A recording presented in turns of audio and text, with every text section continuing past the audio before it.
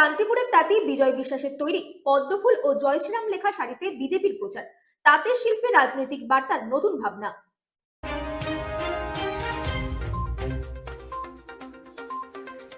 শান্তিপুরের তাঁতি বিজয় বিশ্বাসের তৈরি পদ্মফুল ও জয় শ্রীরাম লেখা শাড়িতে বিজেপি প্রচার। তাঁতের শিল্পে রাজনৈতিক বার্তার নতুন ভাবনা। বিজয় বিশ্বাস দীর্ঘদিন ধরে বিজেপির সমর্থক এবং সনাতন ধর্মের অনুসারী। বন্ধু দেবনারায়ণ দাসের সঙ্গে আলোচনা করে এই বিশেষ শাড়ি তৈরির পরিকল্পনা নেন তিনি। খাঁটি সুতির কাপড়ের ওপর সম্পূর্ণ হাতে তৈরি শাড়িটি শেষ করতে সময় লাগে 8 দিন। তার শাড়ির বুকে জয় শ্রীরাম লেখা ও পদ্মফুলের কারুকার্য ইতিমধ্যে এলাকায় কৌতূহলের সৃষ্টি করেছে। বিজয়ের ইচ্ছা, যদি কোনো সহৃদয় ব্যক্তি এই শাড়িটিকে কেনে, বিজেপির মিছিল বা কর্মসূচিতে পরিধান করেন, তাহলে তার শিল্প আরও বড় পরিসরে পৌঁছাবে। আনুমানিক 450 থেকে 500 টাকার মধ্যে দাম রাখা হবে বলে জানিয়েছেন বিজয়। ভবিষ্যতে আরও কম দাম করবে। 250 থেকে 270 টাকার মধ্যে এমন শাড়ি তৈরি করার পরিকল্পনাও রয়েছে তার। ব্যুরো রিপোর্ট, রাজনীতি নিউজ নেটওয়ার্ক।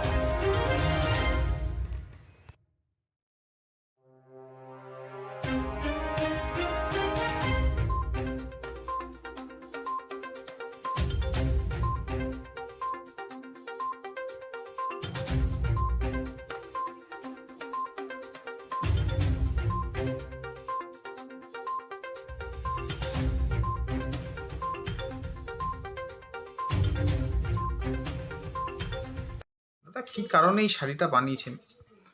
আমি এই শাড়িটা বানানোর উপলক্ষ, আমি একজন সনাতন ধর্মী অবলম্বী মানুষ।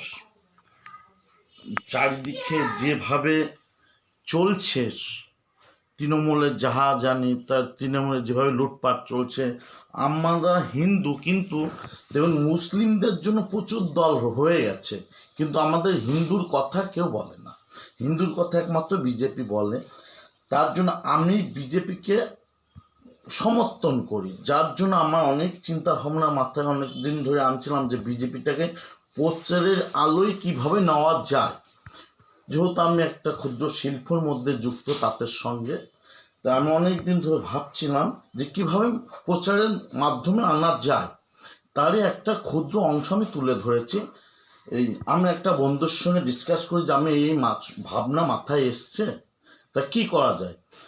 ছেলেটা শান্তিপুরে বাড়ি, আমার বন্ধু দেবনারায়ণ দাস। সে বলে ঠিক আছে তুই কর, আমি চালানোর একটু ব্যবস্থা করবো। সে একটা রাজনীতির সঙ্গে যুক্ত। আপনি রাজনীতি করেন? না, আমি কোনো রাজনৈতিক করি না। আমি সনাতন ধর্মের মানুষ। আমি বিজেপি যেহেতু আমাদের সনাতনের কথা বলেন, তার জন্য আমি ওকে ভালোবাসি।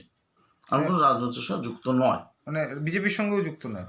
আমি কোনো রাজনীতির সঙ্গে যুক্ত নয়। আচ্ছা, দিয়ে তারপরে কিভাবে, কতদিন লাগলো এই শাড়িটা বানাতে? এই শাড়িটা আমার চিন্তা ভাবনা নিয়েছে প্রায় 2.5 মাসের উপরে। আমি এই ভাবনাটা নিয়েছি।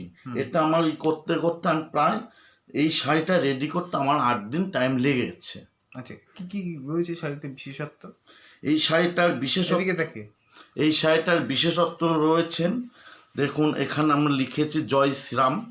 যেহেতু একজন সনাতন ধর্মের অবলম্বী মানুষ, জয় শ্রীরাম লেখা হয়েছে। এই বিজেপি এখানে একটা পদ্মফুল দেওয়া হয়েছে, যাতে আমি চাই যে কোনো হৃদয় ব্যক্তি যদি এটাকে পড়ে মিছিলে অংশগ্রহণ করানো যায়, আমার ধারণা যে বিজেপির যে একটা হ্যাবক প্রচার হয়তো আসবে, আর এইটাকে কিন্তু আমি প্রচার পাবো। আমরা বিজেপি সনাতন ধর্মের মানুষের একটা প্রচারের উদ্দেশ্যকে আমি এটা বানিয়েছি। আগামীকাল তো বস্ত্রমন্ত্রী আসেন, আপনারাও তাঁত শিল্পের সঙ্গে যুক্ত, সেক্ষেত্রে তার কাছে কি পৌঁছে দেওয়ার চিন্তা ভাবনা রয়েছে? বস্ত্রমন্ত্রী আসছেন, যদি আমি ওখানে যাওয়ার মতন কোনো সুযোগ পাই, তাহলে আমি অবশ্যই বস্ত্রমন্ত্রীর কাছে যাব।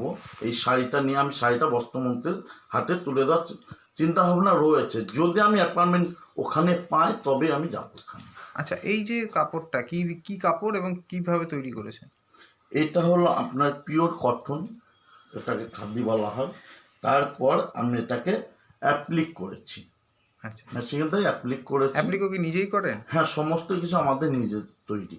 আচ্ছা, এই শাড়ির আনুমানিক এখন বাজার মূল্য কত, যদি বিক্রির জন্য কেউ নিতে আসে? আমি এটা আনুমানিক আমার বাজার, এখন এটাকে সম্পূর্ণ কাটটা সেটা করা হয়নি যে রেটটা কি আসবে কাটছাট করে। এটা আমার ধারণা আনুমানিক আমি 450 প্লাসের মধ্যে রাখা যাবে। মানে একদম সাধ্যের মধ্যে। হ্যাঁ, সাধ্যের মধ্যে আছে। শুধু তাই নয়, আমি আর একটা মাথায় আমার এসছে যে মিছিলে তো দেখুন এই দামি মালটা চলে না। আর আমাদের বিজেপি পার্টির এমন কেউ নেই মেরে খেয়েছে যে সে রাপস পরিমাণ ওখানে টাকা ইউজ করবে। যার জন্য আমার মাথায় এসছে যে আমি একটা শাড়ি তৈরি করতে চলেছি, মোটামুটি 250 থেকে 260 থেকে 70-এর মধ্যে একটা শাড়ি আমি দিতে পারবো। আচ্ছা, সবচেয়ে বড় কথা তাঁত শিল্পীদের জন্য সেভাবে যেটা তারা জানাচ্ছেন, মজুরি নেই, ব্যবসা নেই, সেক্ষেত্রে কালকে তো বস্ত্রমন্ত্রী আসে, কি বলতে চাইবেন তাকে? আমি তার কাছে বলবো যে আমাদের তাঁতের দিকে যদি একটু বস্ত্র শিল্পমন্ত্রী আমাদের দিকে যদি একটু তাকায়, তাহলে আমাদের অবস্থা খুব ভয়ানক অবস্থা। আমরা তাতে আমাদের পেট চলছে না, এটা ছেড়ে আমাদের বাইরের রাজ্যে চলে যেতে হচ্ছে। আমাদের পুরো এলাকাটাই তাঁতের উপর ছিল। বিভিন্ন মানুষ এখান থেকে কেউ বাইরে গিয়ে জোগালের কাজ করছে, কেউ সেন্টারের কাজ করছে, তাঁতের মধ্যে আর কেউ নেই। আমার মা আছেন বয়স্ক মানুষ, এখন উনিও তাঁত বুনছেন। আমরা খুব কষ্টের মধ্যে দিয়ে চলছি। পারিশ্রমিক পাচ্ছেন যেরকম? পারিশ্রমিক দেখুন আমরা পাচ্ছি না, মানে আমাদের চলতে ভীষণ কষ্ট হচ্ছে। হস্তচালিত তাঁতের বর্তমান কি অবস্থা? আমরা একদম শেষের পথে। তাহলে কি আপনাদের ব্যবসায় কি এই পাওয়ারলুম কিংবা র্যাপিয়ার এগুলো বসাচ্ছে ভাগ নাকি? হ্যাঁ, এটা আমাদের দেখুন, আমি এই শাড়িটা তৈরি করতে আমার 7 দিন লাগছে। এটা র্যাপিয়ারে আপনার ঘন্টায় ওরা 5 পিস দিয়ে দিচ্ছে। এখন আমাদের ক্ষুদ্র শিল্প আমরা শেষ। রাজ্যের মুখ্যমন্ত্রী আপনাদের জন্য কিছু করেনি? না, আমাদের জন্য কিচ্ছু করেনি।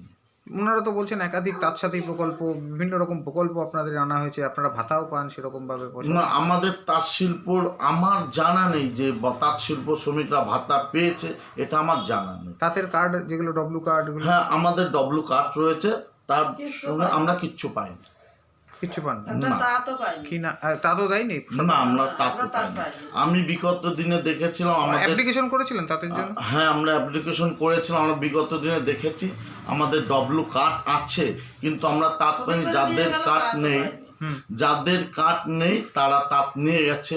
যারা তৃণমূল ঘেঁষা, যারা তৃণমূলের নেতা, তারা নিয়ে চলে গেছে। আমরা পাবলিক আমরা পাইনি। আপনার নাম? আমার নাম বিজন বিশ্বাস। বাড়ি? বাড়ি হবিবপুর উপরপাড়া, রাঘবপুর মৌজায় পড়ে।